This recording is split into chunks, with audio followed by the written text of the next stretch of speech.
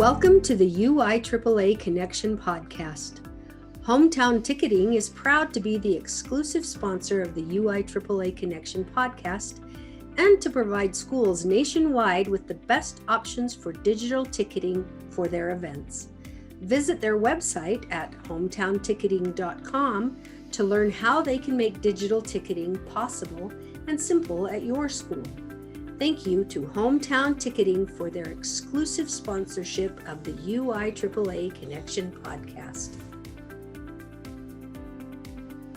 Welcome to another edition of the UIAAA Connection. I'm your host, Mark Hutch Hunter. Today, we are thrilled to have as our guest, Julie Renner, who is actually let me go back, Julie Renner, CAA, Certified Athletic Administrator, Assistant Executive Director of the Ohio Athletic Directors Association, and I'm not sure what your title is with AMP, but to me, it's boss. So does that clarify it?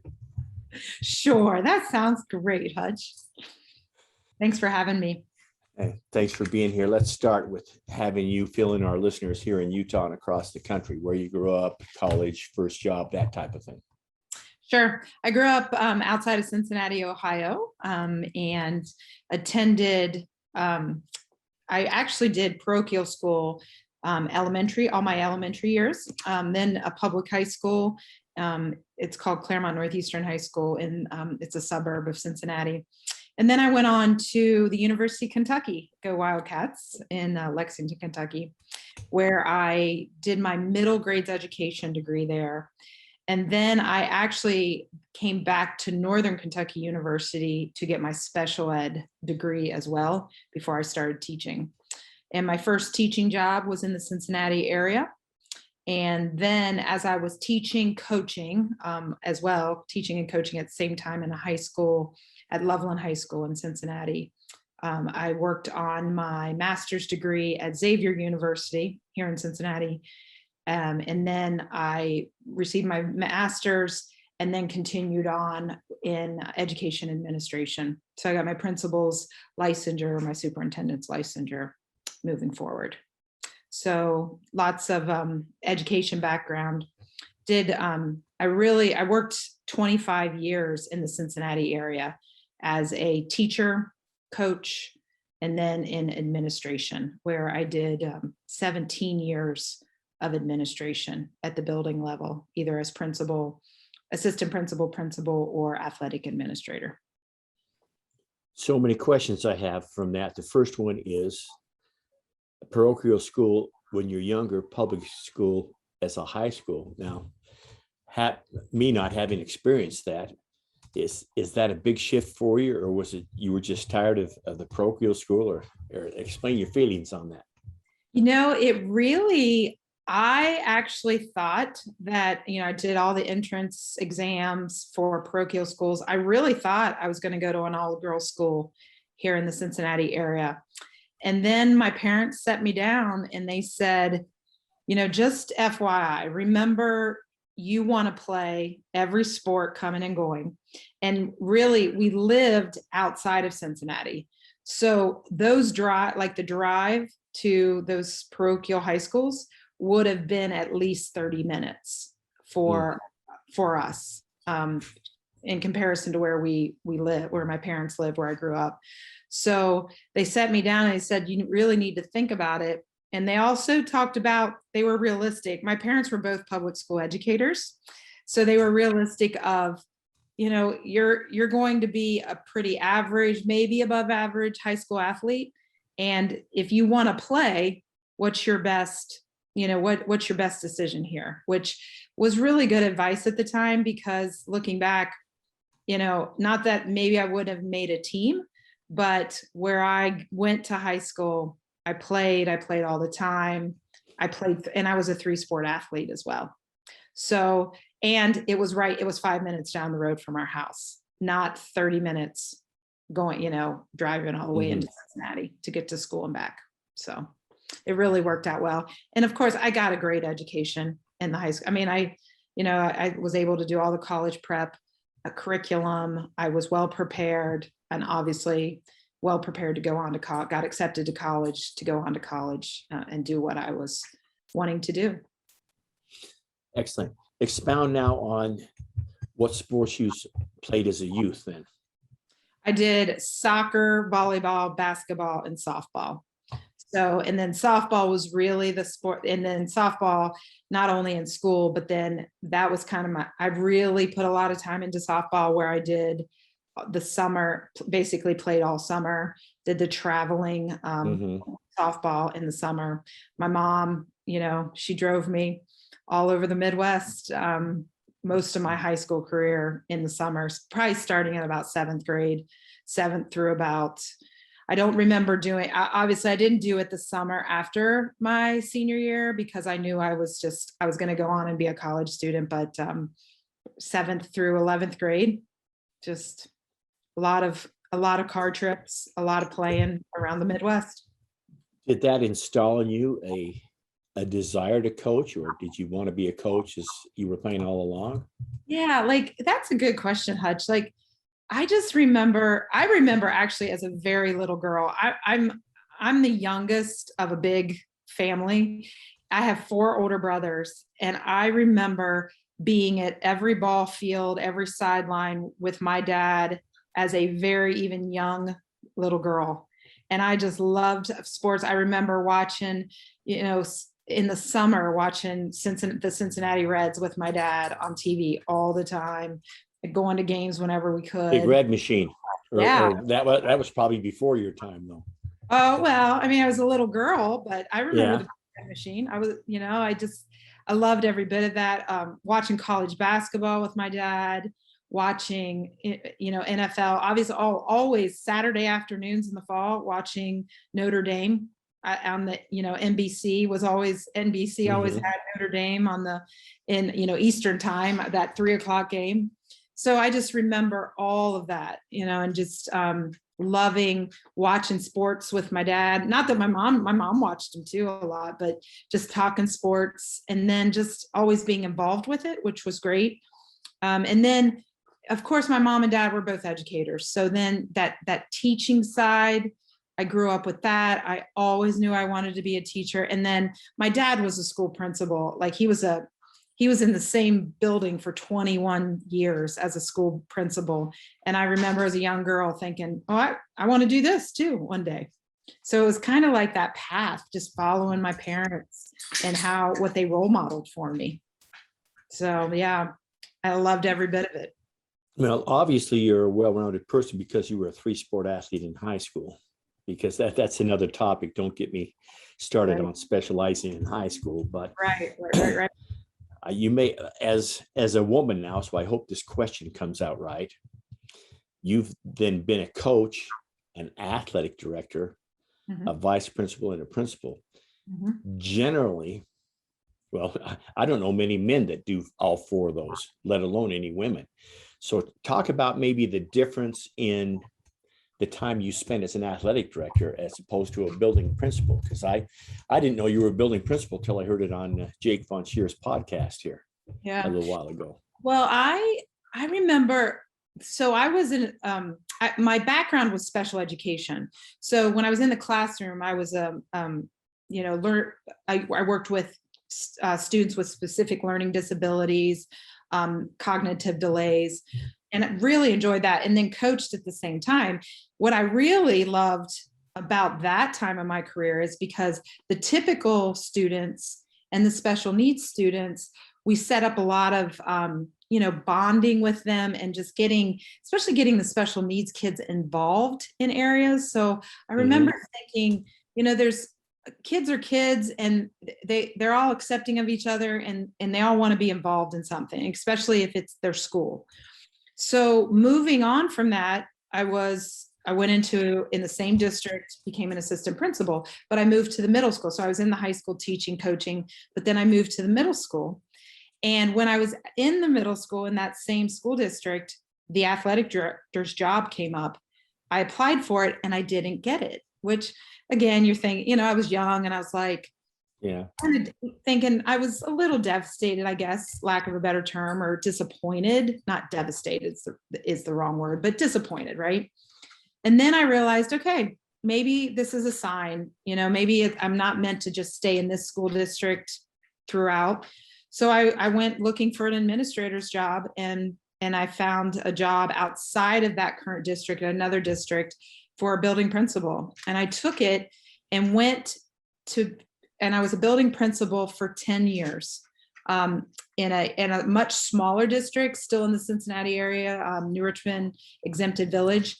But I mean, I just loved every bit of that small community, small building atmosphere. And I remember thinking, administration is administration. Well, the district that I had started my career in didn't get the athletic director's job. That job came up. It came back up around 10 years later. And they actually called me and said, hey, you want to come over and talk to us about this job? And they said, we made a mistake 10 years ago. Would you like to reconsider? No, but everything happens for a reason. And I went back, obviously I took the job. And when you look back, you think, would I have really been ready for this job 10 years ago?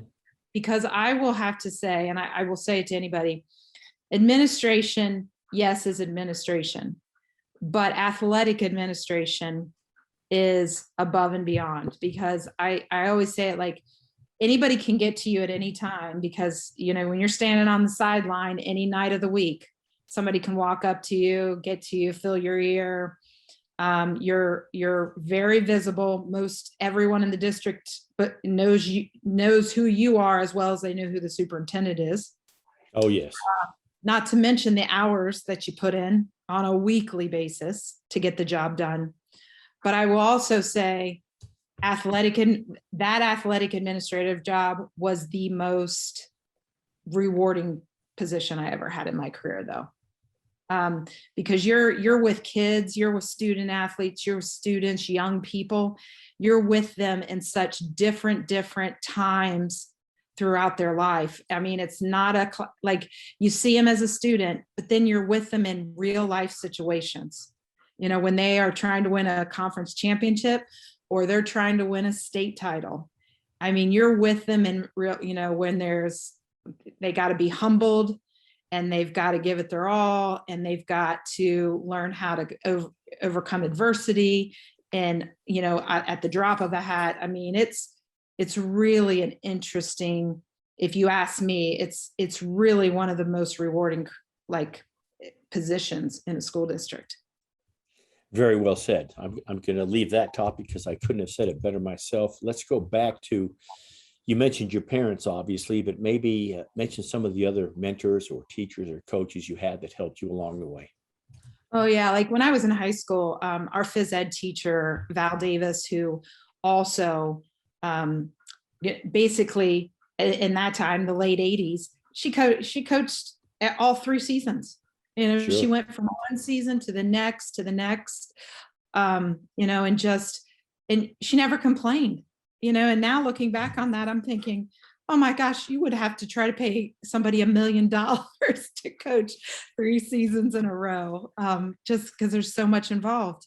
I too, as a junior and senior in high school, though, we had a female athletic director, Mary Johnson, and she was outstanding. She was a science teacher and then moved to the athletic director's role when I was a junior. And I just remember how organized she was, and how she, really wanted to put us as student athletes.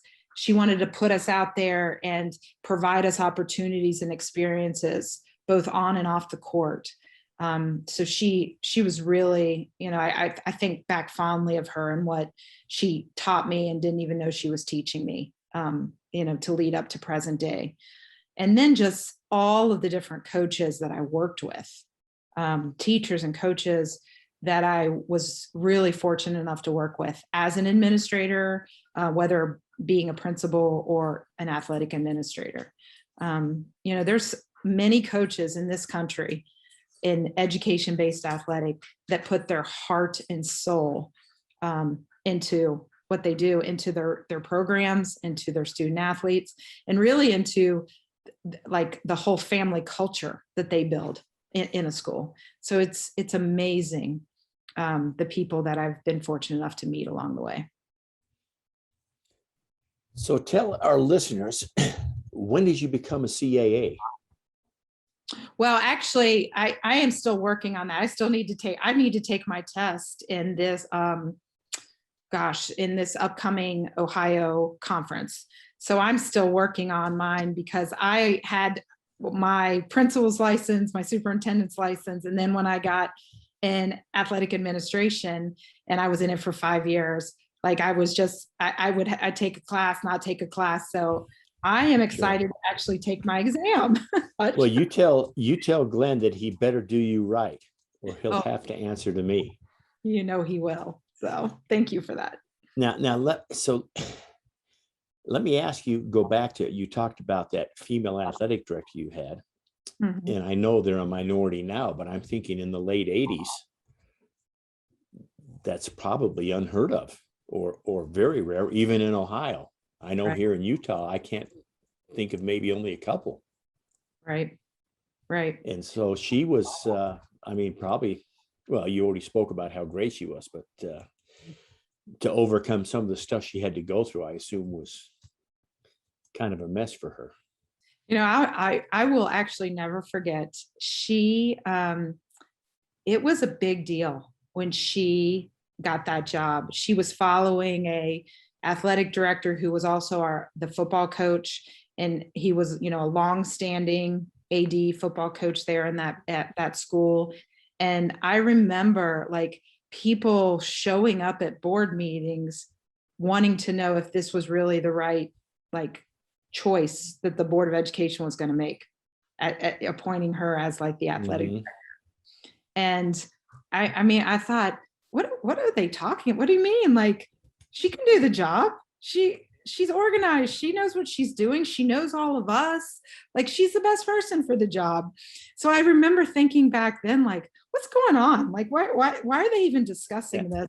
And it was so funny because I remember my parents trying to like subtly but very respectfully explain this to me as a 16-year-old. And I was like, I don't understand what the big deal is. And it was kind of like my parents' way of, it isn't a big deal. If you want to do something, you educate yourself, you go after it, you prepare yourself, and you too can do whatever you want to do, kind of thing. So it's kind of like those foreshadowing things when you look back and you're like, sure, wow, the things that you like, conversations you had, or the things you remember experiencing. And it really gave you a good foundation of, don't be scared. Don't be nervous. Like, if you are the right person for the job, it will happen for you. But regardless, be prepared. Be prepared of how you're going to approach it. And if you're fortunate enough to get the job, also be prepared and never stop learning and being, being the right person for that job, doing the best you can. Again, being prepared, scheduling, all of that. Just don't get in there and be like, oh, okay, well, now I got it, so I can just sit back on my heels. No, like, first of all, that's not how I was raised, but most of us weren't raised that way. No, there's always work to be done. Well, share with our listeners, Julie, the difference from when you first became a vice principal, then an AD in those years, and how the job of athletic director has changed up into the present day.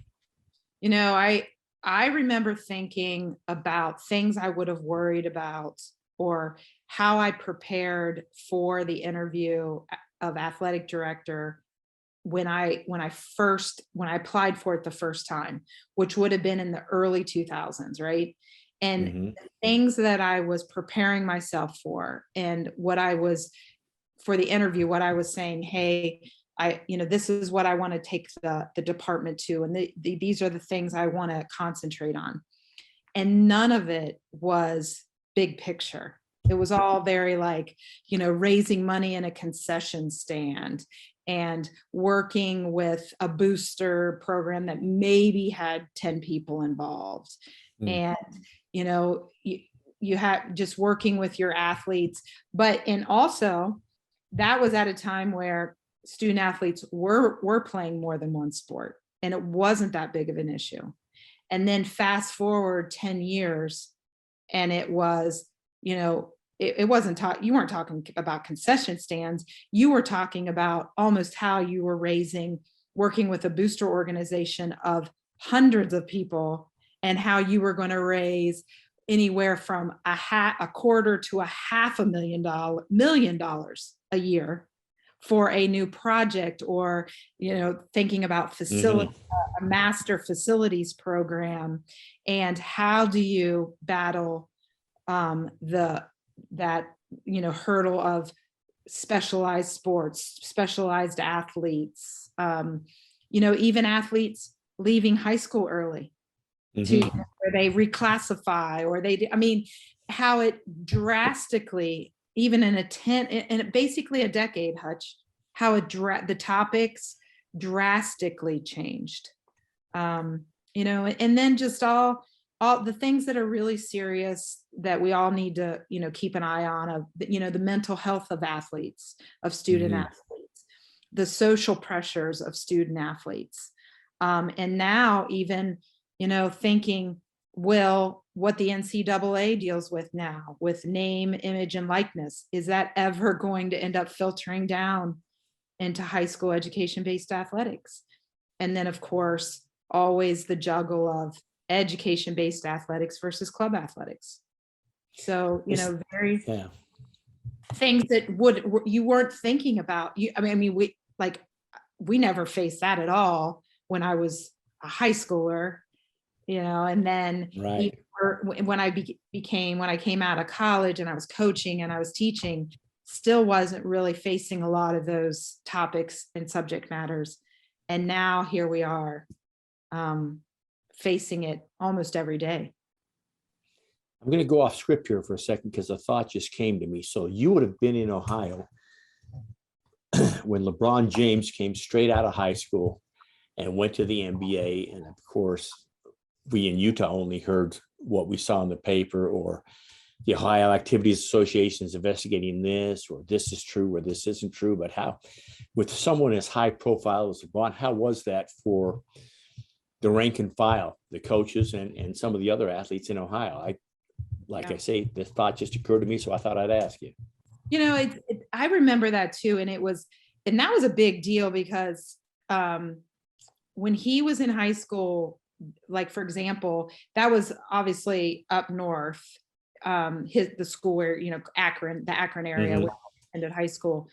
But that, as they realized he was this phenom, then his sophomore, junior, senior year, every different area of Ohio wanted a piece of even the financial part of it, meaning, come on down to the Cincinnati area to one of the bigger schools with good program and play at least one game, or go to the Columbus area to play at least one game, or let's do this holiday tournament where we're bringing this team to play in this holiday tournament, because all of a sudden everybody realized the financial part that you could get out of that, right?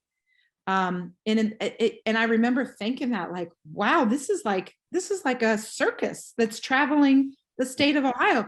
And then by the time really his junior and senior year, they weren't just traveling the state of Ohio, they were traveling to different parts of the country to play basketball games during the season as well. And then, of course, like you said, the rumor mill of, he had already bought, his mom a car or a house before he even graduated high school, and then and as they call it the LeBron James rule of need to go to at least 1 year of college. You think about how that all transpired, right? From individual. Oh yeah, it was very interesting to watch all that. But then since that time, other athletes have also come through the ranks of Ohio, or any state for that matter, that we've seen that. So exactly. So staying with the Ohio subject matter, of course, Bruce Brown, the first executive director of the athletic directors in Ohio, who tragically left us last year. Then Glenn Gillespie's the new executive director. My question to you is, what made you apply for the assistant executive director of the Ohio athletic directors, or did they just come after you? No, I applied for it. I did. Now Bruce and I had many conversations about it because the Ohio didn't have an associate executive director, and it was an idea that Bruce really wanted to get into place, as well as the board Mhm. getting that position into place. And it obviously just didn't come to fruition before Bruce passed away. But I applied for it, and because I believe in the association. So obviously, you're well aware of this, but across the country, you have your NEDC, which is your National Executive Director Council, Right. made up of all of you being one of them.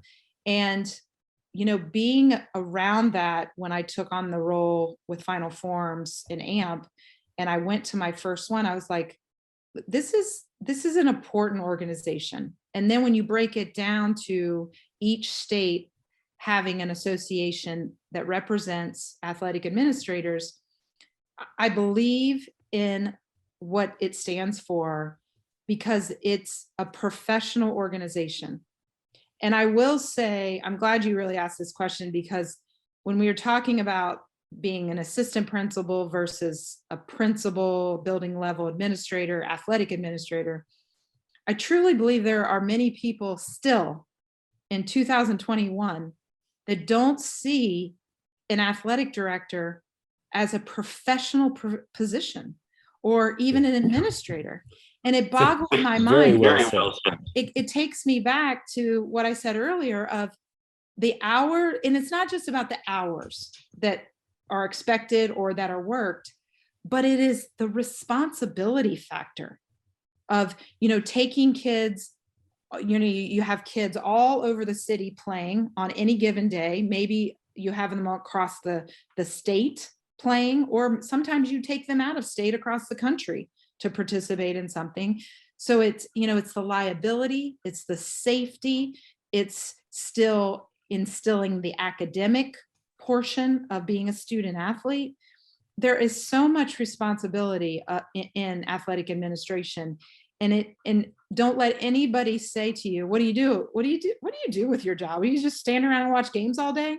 Yeah. And I mean, it's just mind-boggling to me. So that's why, to me, all of our associations in any state that we're in is so important, because it, as an athletic administrator, it's your professional responsibility to be a member of the organization, because there's a lot you can give to it and there's a lot you can get out of it. And I just really feel like it's just a very important component of your professionalism. Very well said. Let me go to the journey with AMP and Final Forms. Now, I realize, because Bruce, bless his heart, obviously brought it to the NEDC, and Good. you would have the numbers. I don't, but I think you have a presence in probably over 20, maybe half the states in the US now. Yeah, And so we're at 23 exactly that are open, like that have running amps, and then currently 3 on the docket to be built. So when plus those, your work with the NIAAA.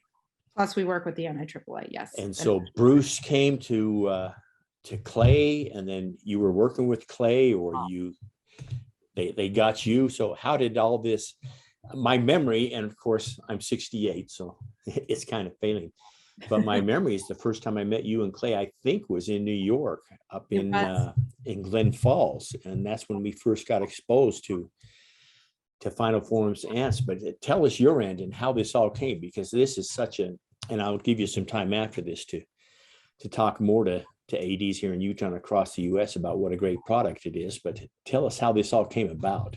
Yeah, so I obviously was an athletic administrator at Loveland High School in the Cincinnati area, and I used, or our department, our athletic department used. Go.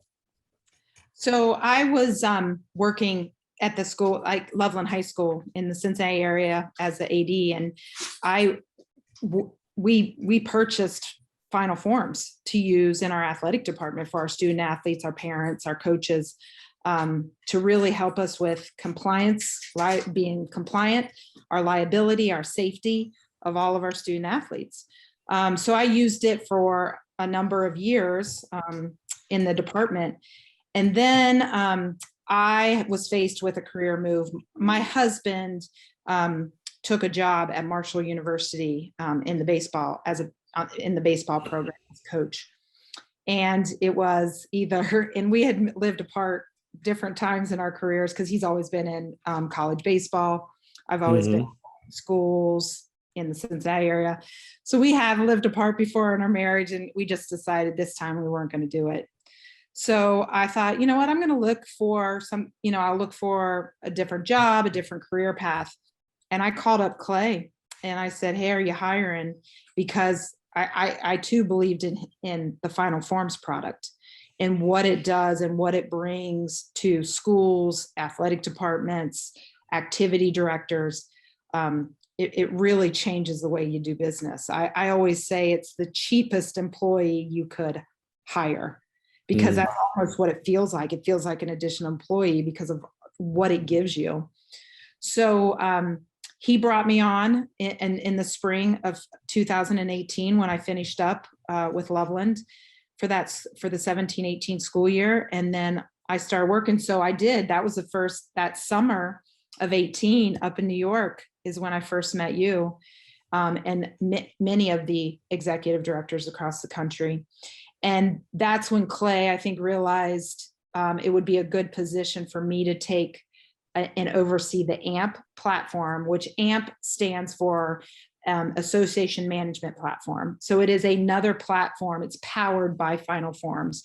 So the Final Forms platform is what helps all of the schools and athletic departments do their business. AMP is the platform that helps associations across country do their help with membership, event registration, LTI registration, and then of course communication from ADs to ADs. So that's how I got involved in that. And then from that, really seeing how, wow, like working with all of the different associations across the country, especially the NIAAA as well, the partnership we've built there. It's really opened my eyes to how strong these associations are across the country, how needed, again, as we were just talking before, how needed they are, and how how they support all of their athletic administrators too. And I feel very fortunate to be in the role I'm in, because I think with my background, it has helped me come into this and be able to see the vision of the different associations we're working with, and helping them reach goals, because so many associations do, their 5-year forecast or their strategic plans.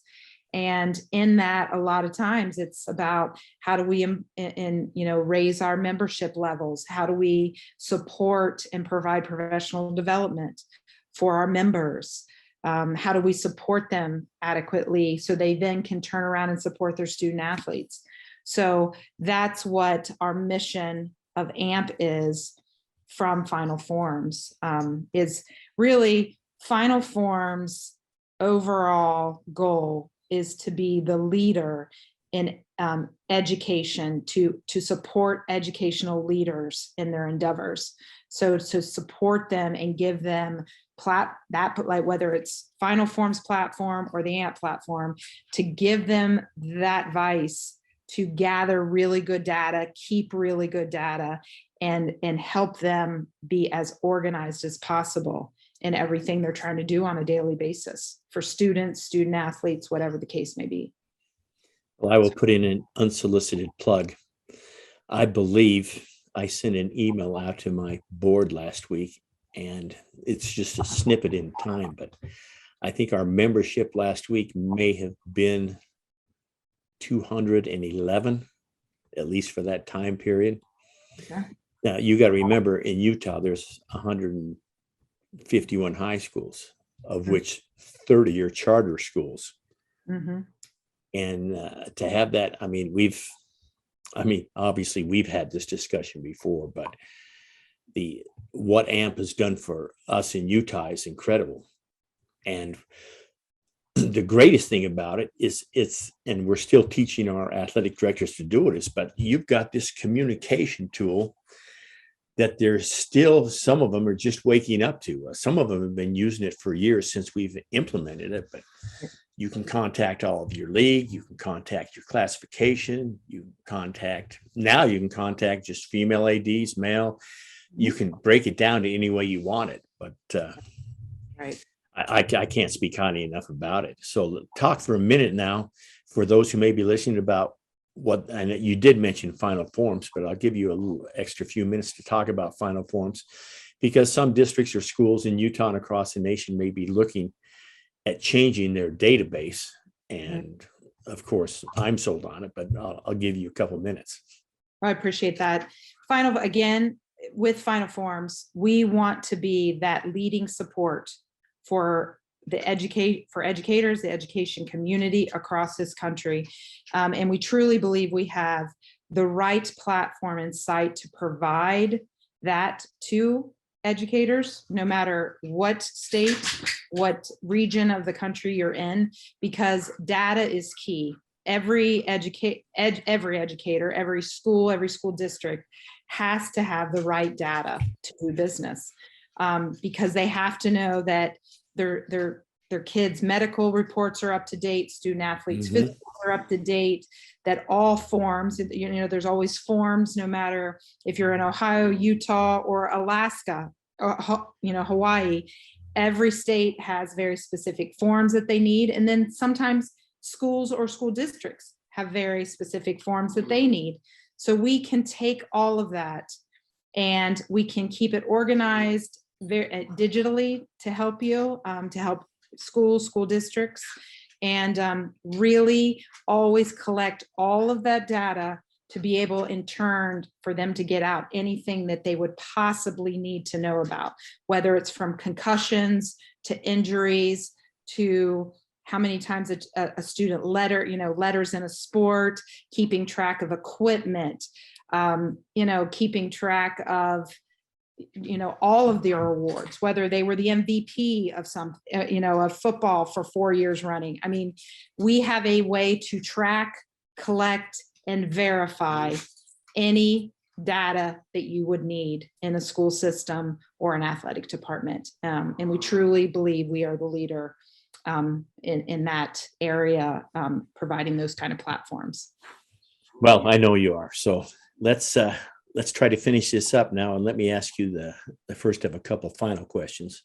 You, being an athletic administrator as well as a principal and many other things, if you had advice for a new athletic director, by my standard, is 1 to 4 years, and you were to tell them you absolutely need to have 2 items, you need to do these 2 things in order to be successful as an AD, what would those 2 things be? Yeah. The first one is, don't forget to make deposits.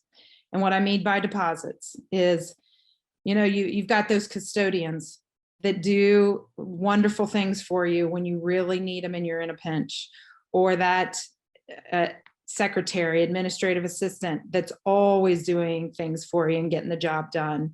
Those volunteers that you could possibly never run a Friday night football game without the gazillion volunteers that you have, or any, the cross country invitational that has, 25 teams that are going to show up on a Saturday morning at 6 a.m.